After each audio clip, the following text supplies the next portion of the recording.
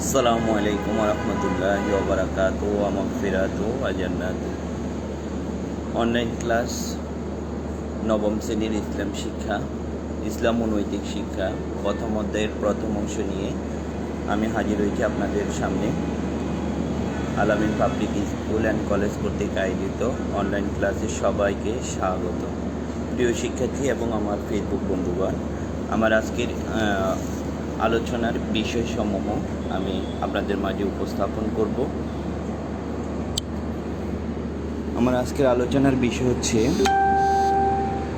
সূরা ফাতিহার অর্থসহ পড়া, আকাইদ, ইসলাম, ঈমান সম্পর্কে জানা। আজকের শিখন ফল হচ্ছে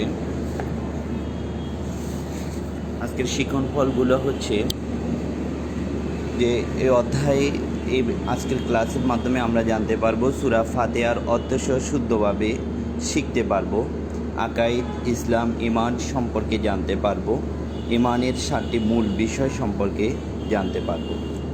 আর কথা না বাড়িয়ে আমরা আলোচনায় যাব। প্রিয় শিক্ষার্থী, আমরা প্রথমে সূরা ফাতিহার অর্থসহ আলোচনা করব। আমরা সবাই মনোযোগ দিয়ে শুনব এবং এটা আত্মস্থ করতে চেষ্টা করব। আমরা জানি সূরা ফাতিহার প্রত্যেক নামাজের প্রথমে সূরা ফাতিহা দিয়ে শুরু করতে হয়। সেই জন্য আমি চেষ্টা করব সূরা ফাতিহা শুদ্ধভাবে উচ্চারণ অর্থসহ তোমাদেরকে শেখানোর জন্য। আমরা সবাই একটু মনোযোগ দিব এবং সেটা আত্মস্থ করার চেষ্টা করব। সূরা আল ফাতিহা সূরাটি মাক্কি সূরা, এটি মক্কায় অবতীর্ণ। আমি শুরু করছি। আউযু বিল্লাহি মিনাশ শাইতানির রাজীম। বিসমিল্লাহির রহমানির রহিম। দয়াময় পরম দয়ালু আল্লাহর নামে শুরু করছি। আলহামদুলিল্লাহি রাব্বিল আলামিন। সকল প্রশংসা জগৎ সমূহের প্রতিপালক আল্লাহরই। আর রহমানির রহিম, যিনি দয়াময় পরম দয়ালু। মালিকি ইয়াউমিদ্দিন, যিনি বিচার দিনের মালিক। ইয়্যাকা না'বুদু ওয়া ইয়্যাকা নাস্তাঈন, আমরা শুধু তোমারই ইবাদত করি, শুধু তোমারই সাহায্য চাই। ইহদিনাস সিরাতাল মুস্তাকিম, আমাদেরকে সরল পথ দেখাও। সিরাতাল্লাযীনা আন'আমতা আলাইহিম, তাদের পথ যাদের প্রতি তুমি অনুগ্রহ করেছ। গায়রিল মাগদুবি আলাইহিম ওয়ালাদ-দাল্লিন, তাদের পথ নয় যারা ক্রোধ নিপাতিত ও পথভ্রষ্ট। আমি আবার শুদ্ধভাবে সূরাটি পাঠ করতে চেষ্টা করব, তোমরা সবাই মনোযোগ দিয়ে শুনবে। বিসমিল্লাহির রহমানির রহিম। আলহামদুলিল্লাহি রাব্বিল আলামিন। আর রহমানির রহিম। মালিকি ইয়াউমিদ্দিন। ইয়্যাকা না'বুদু ওয়া ইয়্যাকা নাস্তাঈন। ইহদিনাস সিরাতাল মুস্তাকিম। সিরাতাল্লাযীনা আন'আমতা আলাইহিম গায়রিল মাগদুবি আলাইহিম ওয়ালাদ-দাল্লিন।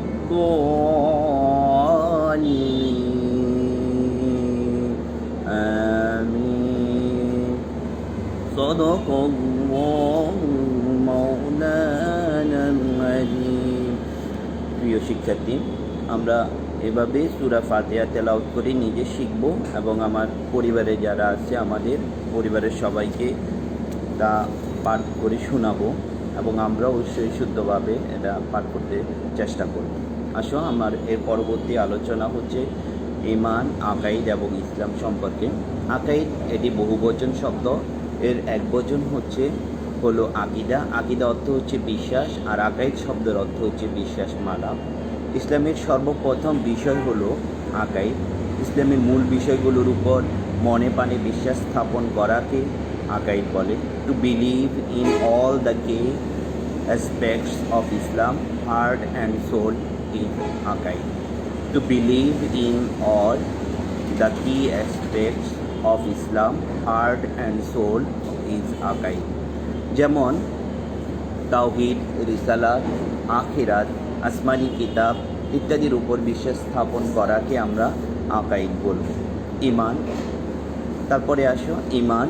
ঈমান শব্দের অর্থ হচ্ছে বিশ্বাস। ইসলামের মূল বিষয়গুলোর প্রতি বিশ্বাসকে আমরা ঈমান বলবো। To believe the basic subject of Islam is ঈমান। To believe the basic subject of Islam is ঈমান। ঈমানের তিনটি দিক আছে। To believe in heart, to admit or recognise verbally, to admit or recognize verbally, to practice accordingly. ঈমানের তিনটি দিক হচ্ছে টু বিলিভ ইন হার্ট, অন্তরে বিশ্বাস করা, to admit or recognise verbally, মুখে স্বীকার করা, টু প্র্যাকটিস অ্যাকর্ডিংলি, তদ অনুসারে আমল করা। ঈমানের 7টি মূল বিষয় রয়েছে। ঈমানের 7টি মূল বিষয় হচ্ছে আল্লাহর প্রতি বিশ্বাস স্থাপন করা, ফেরেশতাগণের প্রতি বিশ্বাস স্থাপন করা, আসমানি কিতাব সমূহের প্রতি বিশ্বাস স্থাপন করা, নবী রাসূলগণের প্রতি বিশ্বাস স্থাপন করা, আখিরাতের প্রতি বিশ্বাস স্থাপন করা, তাকদীরের প্রতি বিশ্বাস স্থাপন করা, মৃত্যুর পর পুনরুত্থানের প্রতি বিশ্বাস স্থাপন করা। ঈমান আনার শুভ পরিমাণগুলো হচ্ছে সূরা আল মুনাফিকুনের আয়াত নাম্বার 8-এ বলেছেন আল্লাহ তাআলা, ওয়ালিল্লাহি ইজ্জাতু ওয়ালিরুসুলিহি ওয়ালিল মুমিনিন, অর্থ আর সম্মান তো কেবল আল্লাহ, তার রাসূল এবং মুমিনের জন্য। প্রিয় শিক্ষার্থী, আমরা আকাইদ এবং ঈমান সম্পর্কে জেনেছি। আমরা এরপরে ঈমান এবং ইসলাম সম্পর্কে জানব। ইসলাম আরবি শব্দ, এর আবিধানিক অর্থ হলো আনুগত্য করা, আত্মসমর্পণ করা, শান্তির পথে চলা ইত্যাদি। ব্যবহারিক অর্থে আল্লাহ তাআলা ও রাসূল সাল্লাল্লাহু আলাইহি সাল্লামের আনুগত্য করাকে আমরা ইসলাম বলব। শরীয়তের পরিভাষায় আল্লাহ তাআলার প্রতি আন্তরিকভাবে বিশ্বাস স্থাপন করে তার নিকট পরিপূর্ণ আত্মসমর্পণ করা, বিনা দ্বিধায় তার যাবতীয় আদেশ নিষেধের আনুগত্য করা এবং তার দেওয়া বিধান এবং হযরত মুহাম্মদ সাল্লাল্লাহু আলাইহি সাল্লামের দেখানো পথ অনুসরণের জীবনযাপন করাকে আমরা ইসলাম বলব। ইসলামের ভূমিকা হলো, ইসলাম হলো আল্লাহ তাআলার প্রবর্তিত ধর্ম ও জীবন বিধান। এটি মানবজাতির জন্য আল্লাহ তাআলার একটি বিশেষ নিয়ামত। এটি একটি পূর্ণাঙ্গ জীবন ব্যবস্থা। মানব জীবনের সকল বিষয় ও সমস্যার পরিপূর্ণ সমাধানের দিক নির্দেশনা এতে দেওয়া হয়েছে। মানুষের জন্ম থেকে মৃত্যু পর্যন্ত সকল কাজকর্মের যথাযথ দিক নির্দেশনাই ইসলামের বিদ্যমান। ব্যক্তিগত, পারিবারিক, সামাজিক, সাংস্কৃতিক, অর্থনৈতিক, রাজনৈতিক ও আন্তর্জাতিক সকল বিষয়ে ইসলামে যথাযথভাবে বর্ণনা করা হয়েছে।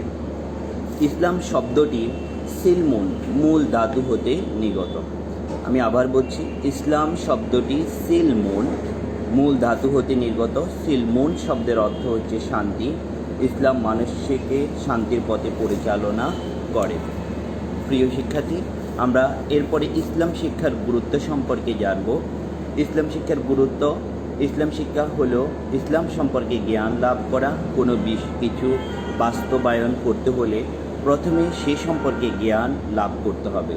যেমন আমরা সাঁতার কাটতে হলে প্রথমে সাঁতার কীভাবে সাঁতার কাটতে হয় ইত্যাদি শিখতে হয়। গাড়ি চালাতে হলে গাড়ি ও গাড়ি চালানো সম্পর্কে জ্ঞান অর্জন করতে হয়। ঠিক তেমনি ইসলাম অনুযায়ী জীবন পরিচালনার জন্য ইসলাম সম্পর্কে প্রথমে জ্ঞান অর্জন করতে হয়, আর এর প্রধান মাধ্যম হলো ইসলাম শিক্ষা। ইসলাম সার্বজনীন ধর্ম। এটি কোনো কাল, অঞ্চল বা জাতির জন্য সীমাবদ্ধ নয়। অন্যান্য ধর্মের নামকরণ যেসব ধর্মের প্রবর্তক, প্রচারক, অনুসারী কিংবা জাতির নামে করা হয়েছে, কিন্তু ইসলাম সার্বজনীন ধর্ম হওয়ার কারণে এর নামকরণ কারো নামে করা হয়নি, বরং মহান আল্লাহ ও রাসূলের আনুগত্যের মাধ্যমে শান্তির পথে জীবন পরিচালনা করার উদ্দেশ্যে এর নামকরণ করা হয়েছে। আমরা এরপরে জানব ঈমান ও ইসলামের সম্পর্ক সম্পর্কে।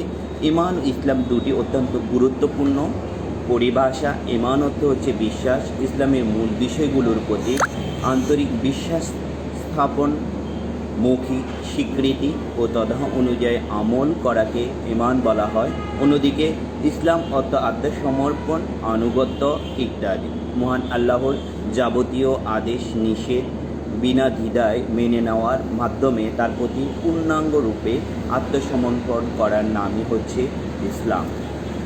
ঈমান ও ইসলামের মধ্যে অত্যন্ত ঘনিষ্ঠ ও অবিচ্ছেদ্য সম্পর্ক বিদ্যমান। এদের একটি ব্যতীত অন্যটি কল্পনাও করা যায় না।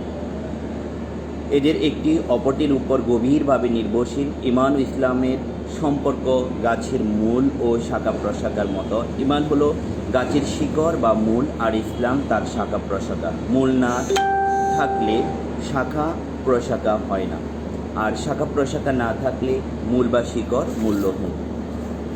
প্রিয় শিক্ষার্থী, আমরা ঈমানের যে 7টি মূল বিষয় সে সম্পর্কে জানব। যে আমাদেরকে ঈমানের 7টি মূল বিষয়: আল্লাহ তাআলার প্রতি বিশ্বাস। যে ঈমানের সর্বপ্রথম বা সর্ববিষয় আল্লাহ তাআলার প্রতি বিশ্বাস স্থাপন করতে হবে। আল্লাহ তাআলা এক ও অদ্বিতীয়, তিনি ব্যতীত কোনো ইলাহ বা মাবুদ নেই। তিনি হচ্ছেন আমাদের পালনকর্তা, রক্ষাকর্তা। সমস্ত প্রশংসা, ইবাদত একমাত্র তারই জন্য নির্ধারিত। আল্লাহ তাআলার প্রতি এরূপ বিশ্বাস স্থাপন ঈমানের সবচেয়ে গুরুত্বপূর্ণ বিষয়। আসমানি কিতাবসমূহের প্রতি বিশ্বাস। আসমানি কিতাবসমূহ আল্লাহ তাআলার বাণী। এগুলোর মাধ্যমে আল্লাহ তাআলা মানুষকে নিজ পরিচয় প্রদান করেছেন। নানা আদেশ নিষেধ, বিধিবিধান, সুসংবাদ, সতর্কবাণী ইত্যাদি এগুলোর মাধ্যমে রয়েছে। আসমানি কিতাব 104খানা, তার মধ্যে প্রসিদ্ধ হচ্ছে 4খানা। ফেরেশতাগণের প্রতি বিশ্বাস। ফেরেশতাগণ মহান আল্লাহর এক বিশেষ সৃষ্টি। তারা নূরের তৈরি। তারা সবসময় আল্লাহ তাআলার ইবাদত হুকুম পালনে নিয়োজিত। তাদের সংখ্যা অগণিত। তারা নারীও নন, পুরুষও নয়। তারা প্রাণাহার ও জৈবিক চাহিদা থেকে মুক্তি। তাদের প্রতি এইরূপ বিশ্বাস রাখা ঈমানের অন্তর্ভুক্ত। নবী রাসূলগণের প্রতি বিশ্বাস। মহান জাতির হেদায়েতের জন্য আল্লাহ তাআলা যুগে যুগে বহু নবী রাসূল প্রেরণ করেছেন। নবী রাসূলগণ ছিলেন মহান আল্লাহ তাআলার মনোনীত বান্দা। সকল সৃষ্টির মধ্যে তারই সর্বোচ্চ মর্যাদার অধিকারী। তারা ছিলেন নিষ্পাপ। আল্লাহ তাআলার নির্দেশে তারা মানব জাতির মহান আল্লাহর পথে ডেকেছেন, সত্য ন্যায়ের পথ দেখিয়েছেন, ইহকালীন ও পরকালীন শান্তি ও মুক্তির দিক নির্দেশনা প্রদান করেছেন। আমাদের সর্বপ্রথম নবী ছিলেন হযরত আদম আলাইহিস সালাম এবং সর্বশেষ নবী হচ্ছেন হযরত মুহাম্মদ সাল্লাল্লাহু আলাইহি ওয়াসাল্লাম। আখিরাতের বিশ্বাস। আখিরাত হলো পরকাল। আখিরাতের জীবন চিরস্থায়ী। এই জীবন শুরু আছে কিন্তু শেষ নেই। সেখানে মানুষকে দুনিয়ার জীবনের সকল কাজকর্মের হিসাব দিতে হবে। কবর, হাসর, মিজান, সিরাত, জান্নাত, জাহান্নাম ইত্যাদি আখিরাত জীবনের এক একটি পর্যায়। দুনিয়া ভালো কাজ করলে মানুষ জান্নাত লাভ করবে, আর ঈমান না আনলে, অসৎ কাজ করলে মানুষের স্থান হবে ভীষণ আজবের স্থান, জাহান্নাম। আখিরাতের প্রতি বিশ্বাস স্থাপন করা অপরিহার্য।